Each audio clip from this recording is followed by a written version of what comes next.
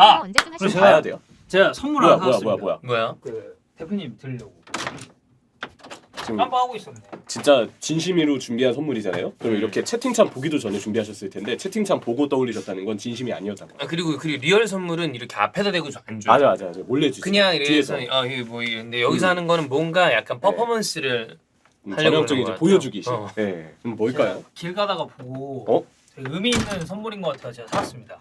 보자마자 생각이 나가지고 진짜? 딱 하고 바로 샀습니다. 자, 저는 지금 아직 못 봤습니다. 네. 뭐죠? 이 돌리셔야 돼요. 아 이건가요? 네, 이렇게. 네. 그 문구가 중요해요. One of the main reasons I signed was to lift a big trophy. 네, 라고 말씀을 하신 분이 계시더라고요. 혹시 그 작은 아이 멘트가 있나 해가지고 와 이렇게 하고 갔는데 아쉽게 그건 아니었고 네, 오른쪽 아래에 이제 그림을 그리신 분인 것 같아요. 사인을 이렇게 네네네네. 있습니다. 네. 그래서 이적을 한 이유는 이제 트로피를 들기 위함이다. 굉장히 이제 가슴을 심금을 울리는 얘기여서 제가 이제 대표님 그 자리에 배치하려고 제가 선물을 또 사왔습니다. 솔직히 얘기해서 네. 그 얘를 빼놓고서는 네. 문구나 크기나 그림은 괜찮지 좀 않나요? 예쁜 느낌인데. 아, 예. 네. 그림은 잘 그리신 것 같아요. 네. 원작자분께서. 바로 시작해 볼까요? 하시죠. 네. 뭐 요리씨 나가는 거는 거의 뭐 기정사실화 됐었고 이제 비카리 오피셜이 떴는데 계약 기간이 2028년 5년까지입니다. 5년 계약을 맺었고 뭐 사실 저희가 비카리오는 처음 다루는 게 아니고 네. 이미 그 전에도 형철이도 그렇고 뭐 저도 그렇고 세리에서 굉장히 좋은 골키퍼다라고 칭찬을 좀 많이 했었죠. 아무래도 근데 이름값이 높은 골키퍼가 아니다 보니까 처음 보는 분들도 있었잖아. 그래서 그죠. 이제 약간 그 느낌이었죠. 코시엘리가 예전에 별명이 뭐였는지 아세요? 코드보. 코드보였거든요. 네. 너무 안타깝게도 그 코드포였어요. 코시엘리 처음 왔을 때 그 하이버리에 꽤 유명한 네임드 그 유저분 한 분이 네. 그 댓글을 달았었어요. 주루보단 잘하냐? 요한주루. 요한주루. 그때 그게 이제 하이버리 내에서는 그때 그 얘네가 중계에서 갔죠. 하이버리랑 했었잖아. 맞아요. 그거가 이제 하이버리 내 밈이었어요. 근데 비카레도 처음에는 이제 그 얘기가 있었지만 어쨌든 좋은 활약을 했었던 골키퍼니까 뭐 충분히 또 와서 좋은 활약을 할 수 있지 않을까. 뭐 이 골키퍼가 왜 잘했는지에 대해서는 우리가 워낙 많이 언급을 했기 때문에 비카리오에 대해서 이제 기대치가 저는 더 이제 있을 거라고 생각을 해요. 이름값만이 꼭 선수에 대한 설명의 전부는 아니기 때문에 세리아에서 되게 평가가 좋았고 그 사례가 있습니다. 이번에 스카이 스포츠에서 오피셜에 관련해서 보도를 할 때 방송에서 그 언급을 하더라고요.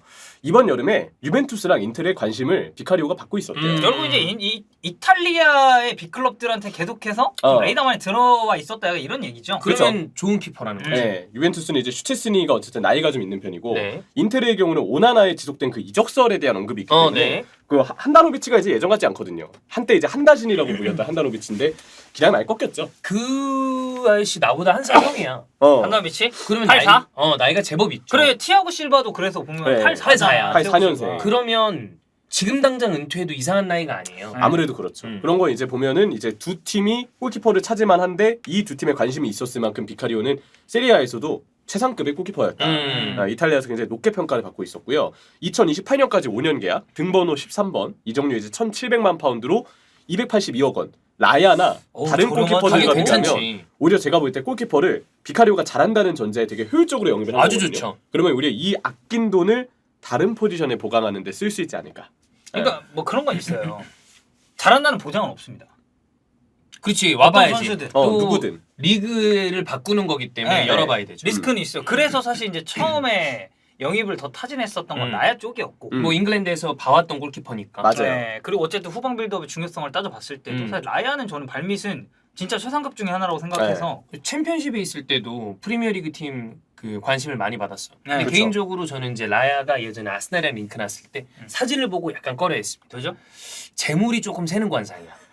관상도 볼 줄 알아요? 아니 근데 그게 이제 여러분 아시려 왜 그런 얘기를 하는지 알 거예요. 코가 좀 이렇게 그래. 알죠. 그거야, 코가 약간 이렇게 돼 있거든. 그러면 이제 그래? 재물이 새는 관상이라고. 그게 그런 얘기가 있어. 관상하게 이게 많아요. 아니 근데 진짜? 관상이 내가 어떻게 알아? 근데 TV로 보면 관상 했을 때 이제 재물복을 볼 때 네. 이렇게 봤을 때 그 콧구멍이 안 보여야 좋은 관상이다라는 얘기를 그 관상가 분들이 하더라고. 그래서 그런 거구나라고 했는데 라야를 딱 봤는데 그 생각이 딱 나는 거야. 예전에 케파를 보고 주원이 형이 꼬리를 숭숭 먹힐 관상이다라고 했던 것처럼.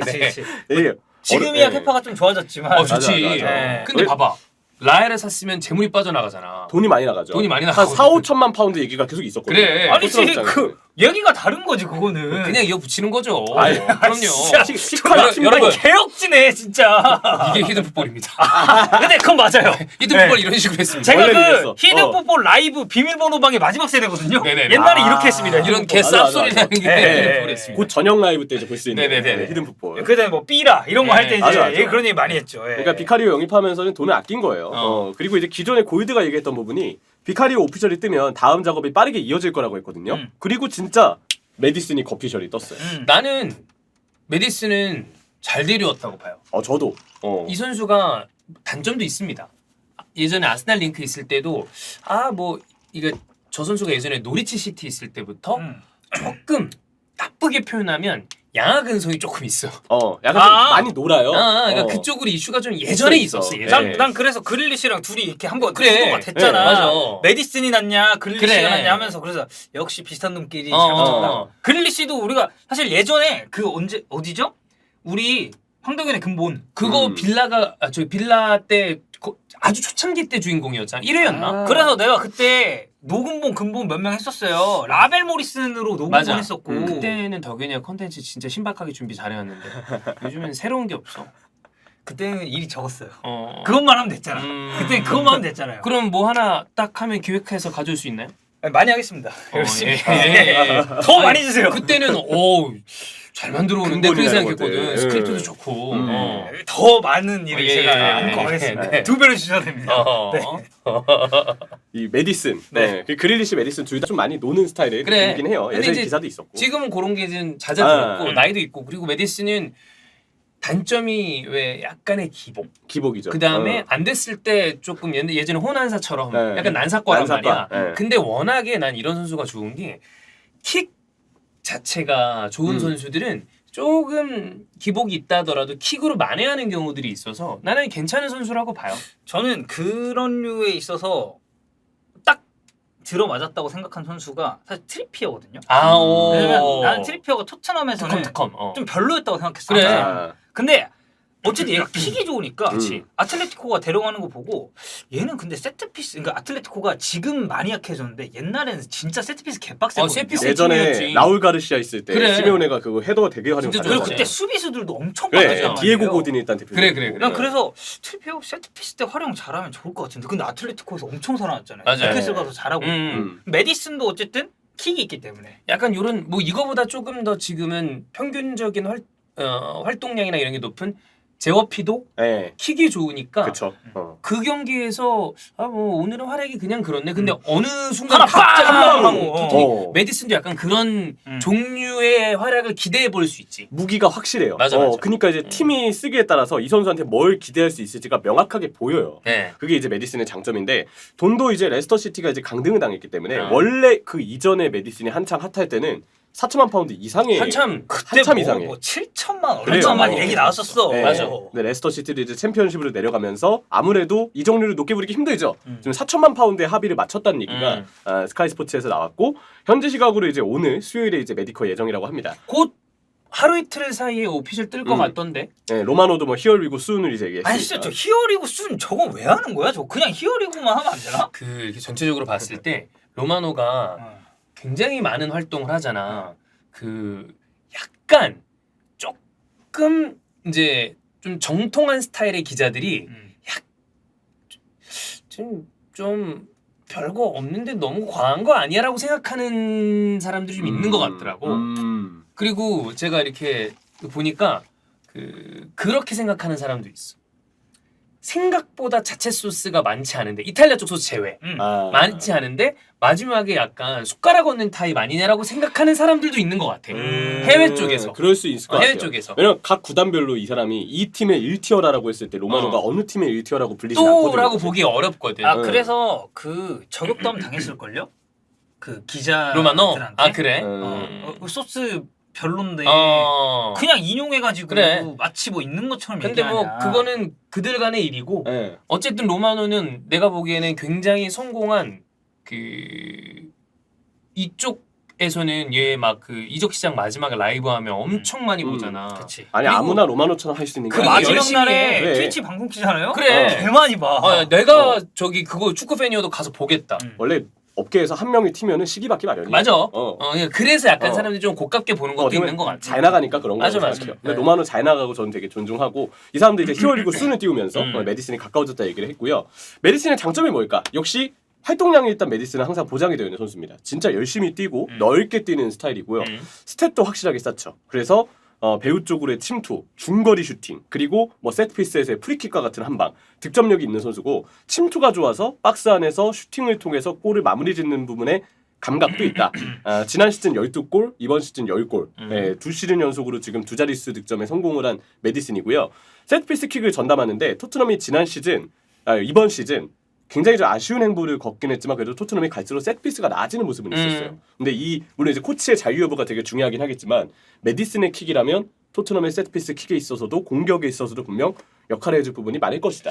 메디슨이 오면서 이제 주원이 형이 조금 더 주원이 형 밀고 있는 흥암차 있잖아요. 흥암차. 사실 직접 프리킥은 이제 소니가 차게 될 가능성이 더 아무래도 내려왔지. 네. 오히려 케인보다도 메디슨 뭐 그러지 그건 않을 몰라. 것 같은데. 근데 네, 진짜 몰라. 만약에 몰라. 메디슨 있는데도 케인이 차면 아니면 그다음 다이어. 다이어는 뭐 이제 남을지 모르지만 남을지 안 남을 어떻게 모르지만 어쨌거나. 근데 모르겠어요. 메디슨이 왔다고 해서 프리킥을 둘이 같이 서 있지 않을까? 서 있긴 같이 서 있겠지. 네. 그 아마 초반에는 그래도 메디슨에게 기회도 있겠지만 케인도 일부 차긴 할 것 같습니다. 네, 제 생각은 그래. 네. 그리고 케인은 나도. 그러니까 케인은 그냥 차게 해주세요. 그렇게 해서라도 네. 케인은 잔류시켜야 될 자원이니까 라고 생각을 하고요. 공격진을 지원해주는 능력이 되게 좋죠. 그래서 아. 도움을 아마 많이 기록해주지 않을까 라고 생각을 합니다. 근데 이제 이 선수를 어느 위치에 쓸 것이냐인데 원래는 4-2-3-1의 중앙 공격형 미드필더가 추적이기는 해요. 약간 세컨톱 느낌이에요. 네, 근데 뭐 4-2-3-1이 아니고 4-3-3으로 이제 포메이션을 짠다 그래도 좌우 중앙 미드필더 메디슨이 서는 거는 분명히 잘할 수 있는 역할입니다. 뭐 흔히 얘기하는 좌우 맥잘란드. 네. 근데 그러려면 뒤에 있는 선수가 중요합니다. 뒤에서 원볼이든 그치. 투볼이든 뒤에 미드필더들이 좀 잘 받쳐줘야 메디슨이 잘 살아. 왜냐면 메디슨이 이제 여기서 이제 장점을 확실하게 얘기하기 때문에 단점도 얘기해야 되는데 메디슨의 단점은 결국 아래로 내려왔을 때 맞아요. 경기 관여력이에요. 이거 빌드업을 막 되게 유리하게 잘한다거나 이런 느낌은 조금 아니잖아. 아래로 내려오는 거는 활동량이 많기 때문에 부지런하게 하는데 문제는 내려왔을 때의 결과물이거든요. 이 선수가 내려왔을 때 압박을 받으면 약간 단점이 부각됩니다. 생각보다 압박을 받았을 때 시야를 넓히지 못하고 그러다 보니까 패스에 기복이 있고 또 압박을 받았을 때 탈압박이 좋은 선수들은 압박을 받아도 그걸 이제 드리블이나 운반을 통해서 풀어내면서 자기가 볼을 좀 끌고 올라갑니다. 그치. 뭐 우리가 이제 곧 이제 오피셜이 떠서 곧 얘기할 코바치치가 사실 압박을 받았을 때 그걸 풀어내는 잘 풀죠. 대표격 중에 한 명인데 그리고 들고 간단 말이야. 그래. 근데 운반. 메디슨은 사실 이제 그 운반 능력이 살짝 아쉽고 그래서 메디슨이 레스터에서도 측면에 섰을 때 측면에서 그 드리블이 안 되다 보니까 그렇지. 중앙에 있을 때보다 측면에 있을 때 많이 아쉬웠어요. 그래서 이런 운반 능력이 사실 아쉽다 보니까 아래로 내려왔을 때 빌드업에 관여되는 부분에서는 압박을 받았을 때 단점이 좀 부각되는 경향이 있는데 그래서 메디슨을 잘 쓰려면 후방 보강이 꼭 이루어져야 되거든요. 그리고 토트넘이 지금 상황을 봤을 때 후방 보강이 되려면 호이베르나 로셀소나 은돔벨레나 윙크스 중에 기존 자원 중에 확실하게 팔리는 선수가 나와야 그래야 수익도 얻고 자리도 비면서 후방 보강 좀 할 것 같습니다. 지금 토트넘 삼선자원 중에 방금 형철이가 얘기한 거 되는 선수가 사실 잘 없죠. 없죠.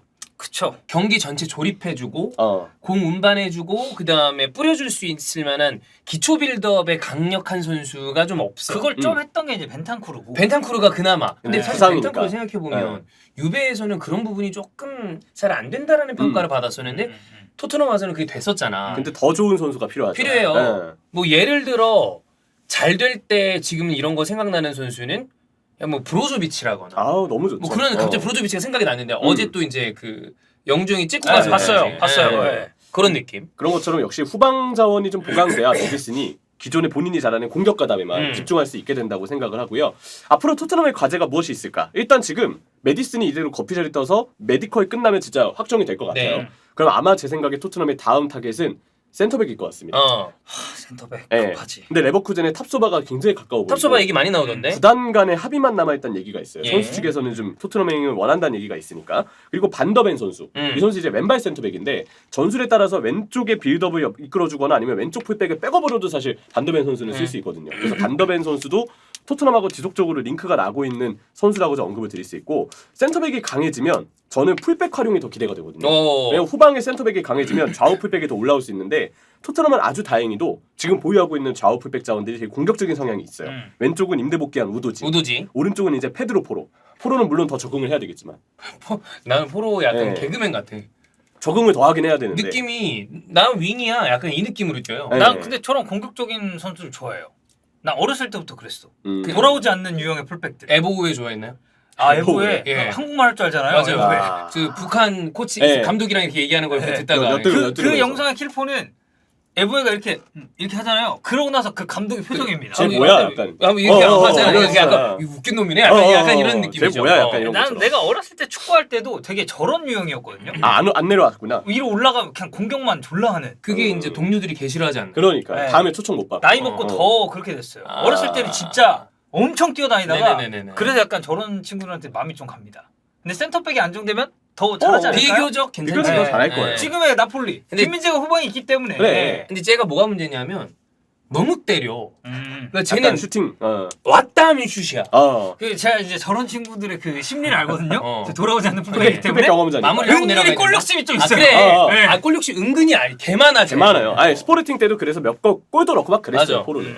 더 잘 쓰려면 센터백 보강이 돼야 되는데 로메로 탑소바면은 전 그러면 이전보다 확실히 되게 나아지는 거다 진짜. 네. 진짜로 기대가 된다는 얘기를 하고 싶고 수비형 미드필더 주전 자리 보강을 해야죠. 메디슨 보강만으로 중원 보강이 끝나지 않기 때문에 3선의 보강이 좀 돼야 되고 저는 개인적으로 쿨루셉스키가 아직은 리스크가 좀 있다고 보거든요. 그래서 오른쪽 윙에 대한 백업도 케인이 일단 잔류한다는 전제하에 오른쪽 윙에 대한 백업도 분명히 좀 필요하지 않을까 싶고 또 역시 방출 작업도 이번 이적 시장에서 토트넘이 좀 활발하게 해야 될 거라고 보고요. 케인 잔류와 관련해서 어떻게 될지 모르겠어요. 케인 본인이 지금 바이에른 뮌헨에 좀 이적을 원한다는 얘기들이 있기는 하지만 바이에른 뮌헨이 지금 7천만 유로를 제의했다는 얘기가 있거든요. 이 금액으로는 토트넘에 랩이랑 택도 없어요. 7천만 파운드여도 안 될 수도 있어. 네. 당연히 안 되지. 당연히 안 되죠. 랩이 전화도 안 받아. 그래서 이거는 토트넘 구단이 이거는 받지 않을 가능성이 크고 그러면 1년 뒤에 FA가 된다는 만약에 전제가 있다 하더라도 토트넘은 케인을 그냥 붙잡아두는 그런 경우를 취하지 않을까. 제가 전에도 얘기했지만 저는 케인은 잔류가 정배다. 저도 잔류가 정배다. 네. 아마 진짜 아까 얘기했지만 FA로 나가는 한이 있더라도 일단은 이번에 그 정도 금액으로는 딜이 안 될 가능성이 크지 않나. 그리고 개인적으로 일단 케인이 혹시 마음이 다시 옮겨질 수 있기 때문에 그 전까지 최대한 토트넘이 우리 야망이 이렇다라는 그래. 걸 보여주기 위해서 많이 보강을 했으면 좋겠어요. 이미 그런 그런 적이 있었잖아. 맨시티랑도. 맞아요. 결국에는 난 그냥 주저앉았잖아요. 네. 네. 그래서 케인의 어떤 상황까지 이렇게 좀 체크를 하면서 다음 토트넘의 행보를 좀 예측을 해봤습니다. 네.